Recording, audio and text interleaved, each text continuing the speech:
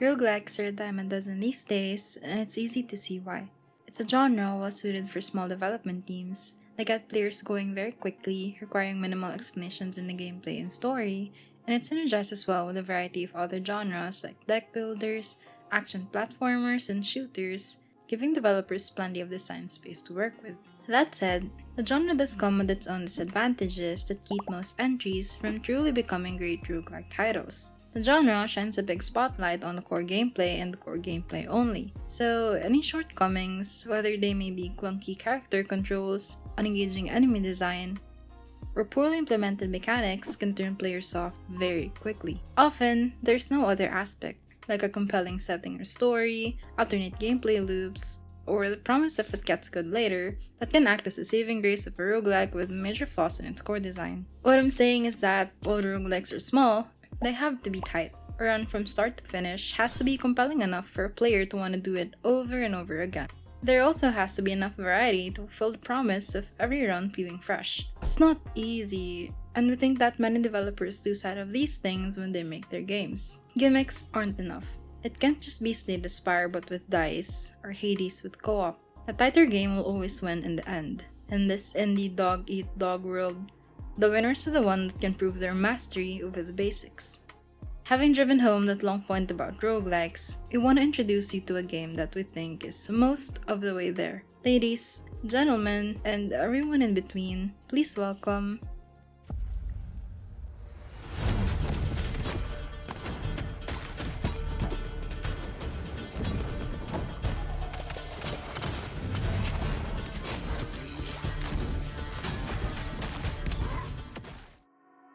Raiders of Blackveil is an upcoming co-op roguelike action RPG that blends MOBA-inspired champions, RPG-style loot, and PvE extraction gameplay. Take the basic gameplay structure of Hades, swap out weapons for characters with stats, 4 abilities and a passive, then add Diablo-style gear complete with rarities, random rolls, and unique effects, and finally, give players the ability to send gear to the base mid-run, and you have the basic idea of the game. Each character having their own unique kit differentiates the experience of playing one to the next more than just using different weapons. They're not as creative as heroes from Raven's Watch, as the MOBA inspiration is laid on thicker in this one. What I mean by this is that the character I play is basically Zyra from League of Legends but with heals, and my boyfriend's favorite character is a 1-for-1 copy of Ricky from Dota 2, except he's actually cute. This doesn't really detract from the experience because they fit in quite well with the game's combat design, and the other two are a little bit more original. Overall, they're a joy to play and we like their execution more than other attempts at introducing MOBA champions to the genre like Raven's Watch and Shape of Beats. Controlling them feels smooth. There's no heft or floatiness to it. The animations are fluid, not too slow or too fast, and their kits flow well enough that you're using everything they have to offer in sequence, which keeps combat dynamic and engaging even after more than a dozen hours. The combat is the highlight of this game and where Wampa Games show its mastery over the basics. It's methodical, but snappy. You're not mindlessly dashing all over the place and spamming attacks a la Hades, but it's also not a punishing Souls-like. It's not a twitchy, mechanically demanding game, but it's also not about being patient, waiting for openings, and committing to your attacks. Instead, what the game asks of you is something more akin to League of Legends. It's all about positioning, micro movements of your character, awareness of everything that's happening on your screen, and using your abilities in the right sequence. The enemies complement this design quite well. Their attacks are well telegraphed but hit hard. Not hard enough that you can only get hit once, but enough that you're actively trying to dodge. They're slow enough that there's plenty of time to get to safety, but they can still overwhelm you with their numbers and speed. Enemy design is great. There's only a handful of them in the demo, about 9 different enemy types, but they're all memorable and distinct. Roguelikes can struggle with their limited enemy variety, but that wasn't the case here. They never got old even after 20 hours of playing the demo. Raiders has a perk system similar to boons from Hades. There are 300 perks tied to 8 different classes, which you can freely mix and match. Each class focuses on their own effects. For example, Assassin focuses on poison and critical strikes, Warlock has curse and summons, and Priest is all about damage buffs and heals. The perks are mostly additive effects for your different abilities and passives. A favorite of ours is Hook, a warrior perk which pulls 2 enemies whenever you use your special ability. This is really useful on a melee damage dealer like Draskell when combined with his mobility. Classes and perks get deep in this game. Stacking perks of the same class unlocks powerful bonuses. The perks come in different rarities including legendary and mythic ones, and taking different classes that are connected by a node unlocks duo perks which mix the mechanics of each class or promote a fantasy of what a hybrid class would be able to do. For example, Warrior and Assassin can poison bleeding enemies, while Warrior and Guardian can stun an enemy when they are pulled. Our favorite one is Shockwave, where your attacks fire shock while you are buffed by a priest. Raiders is also on point with its pacing. They nailed the roguelike fantasy of going from zero to hero as you get more perks and stat bonuses. You start out playing a methodical MOBA action game, and it can escalate to a full-on isometric ARPG experience closer to Diablo and Path of Exile. Your screen becomes a whirlpool of buffs, status effects, and damage numbers if you loop runs deep enough. Despite this, the enemies never really become pushovers, and mistakes can still end up killing your run, so the combat remains actively engaging no matter how long you stay. This is because of the game's escalating alarm system that's clearly inspired by Risk of Rain. This, when combined with the option to loop runs again and again, makes it so you can amass enough perks that you have 100 of them while the game keeps trying to put you down until it finally succeeds. That's not all that Raiders has to offer though, as the addition of the gear and extraction system is really what brings the whole experience to life. Equipment mainly provides bonuses to the whopping 37 stats that a character has. The top ones have static stat designations with a variable value, while the bottom ones are completely random rolls. There are more interesting items, as legendary and mythic ones usually come with strong unique effects more similar to perks. Some fun ones are the Signe of the Necrolord, which gives you a chance to summon 8 minions in every stage, and Thunderheart Gloves, which gives you another ultimate charge and adds lightning strikes to your ultimate ability. What's refreshing about this is that the game understands the draw of loot very well. This isn't like Borderlands 3, which showers you with legendary items every 5 minutes. Legendary and mythic loot remain rare all throughout.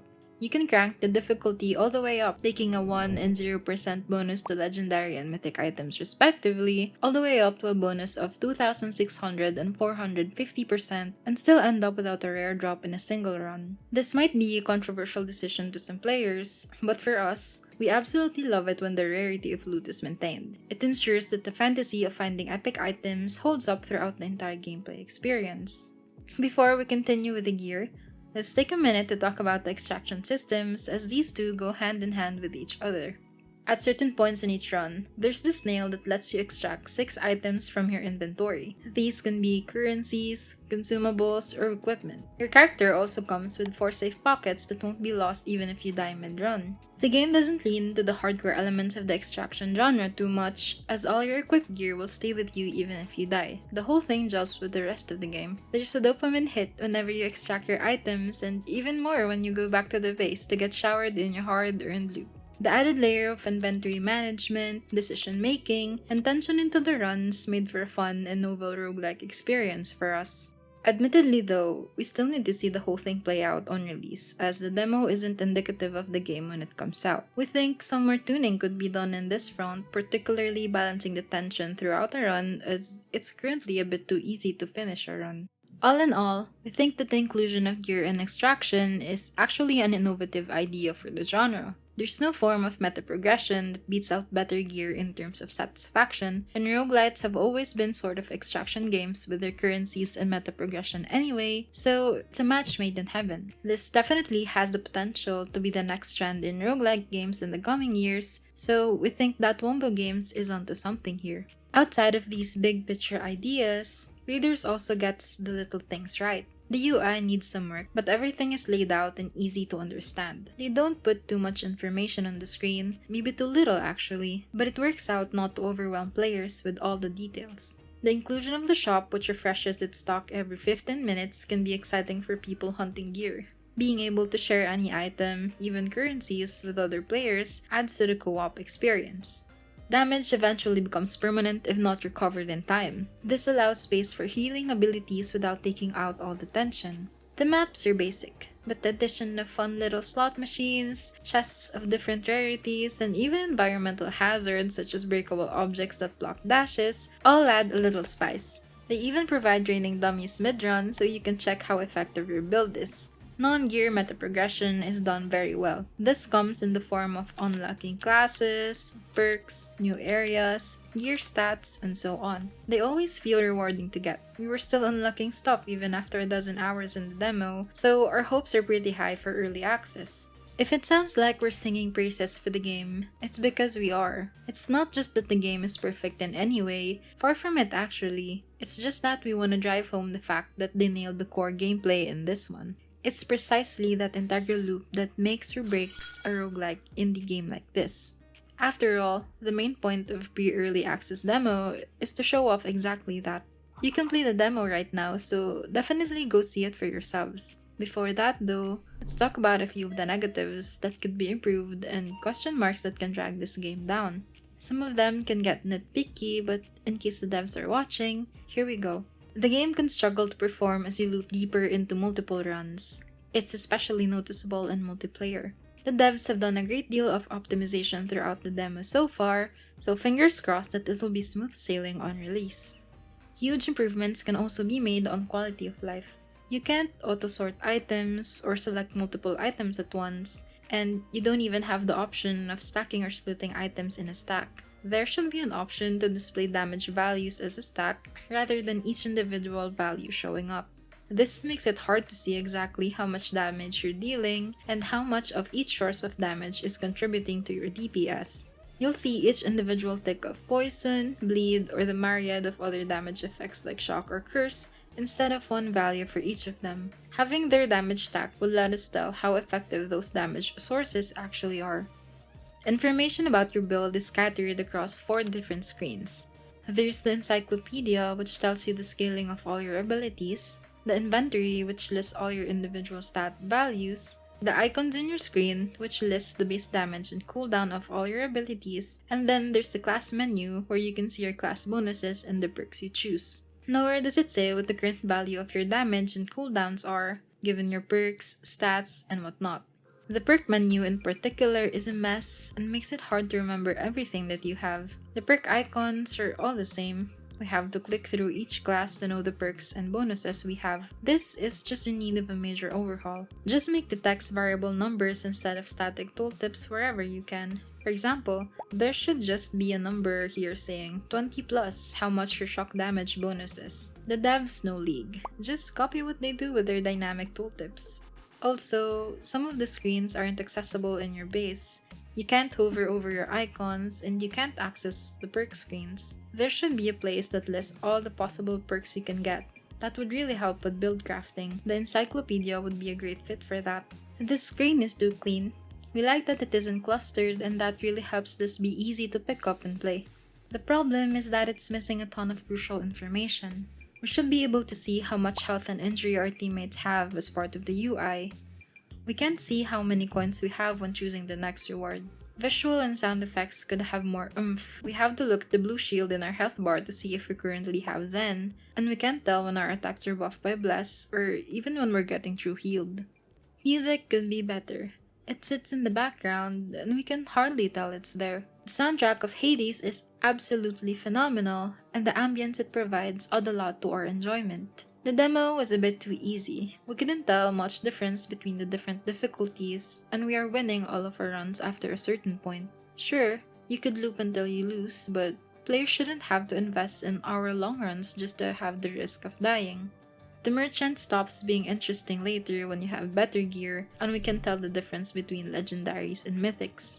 Some of them also don't have unique effects, which was a bit of a bummer.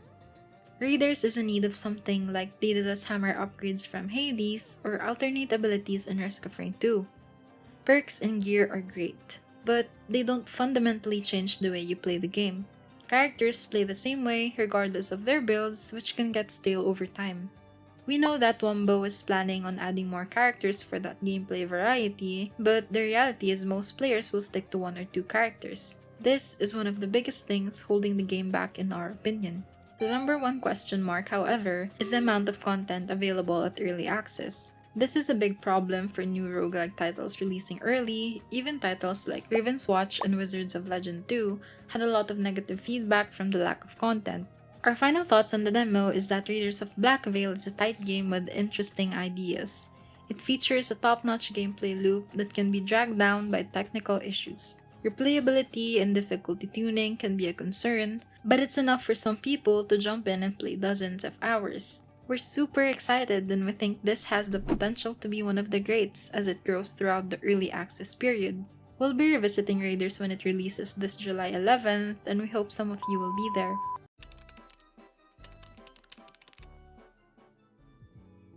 The fellas over at Wamba Games are looking for feedback, so we'll link their Discord down below. Thanks for watching, and remember to give us a like and subscribe. Also comment down below if there are any interesting games you'd like us to cover. Until next time!